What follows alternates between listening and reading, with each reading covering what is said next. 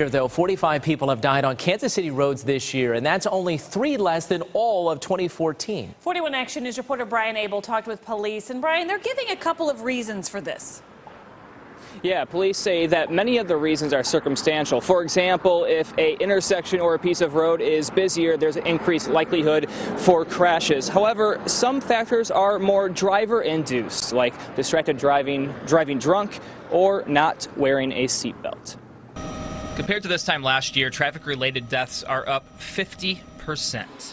A lot of times you have the same causes, impairment, just bad driving. Sometimes people have to pay for that with their lives. Sergeant Bill Mahoney with the Kansas City Police Department says this year's number stands at 45, up from 30 at this time in 2014. He tells us KCPD are fighting to lower these numbers on multiple fronts, from gathering statistical analysis on which areas of town are high crash locations and sending increased patrols there, to conducting awareness education.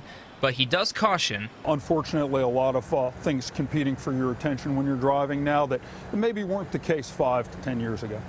Mahoney says enforcement only goes so far. The responsibility for some behaviors behind the increase, like using a phone while driving, fall on the motorist. If people will just wear their seatbelts, it'll go a long way toward cutting those numbers down. And when a deadly car crash does happen, Mahoney says his department does all it can to learn from it and prevent more in the future. We spend days, even weeks, on a single crash, reconstructing it, looking at every possible factor we can.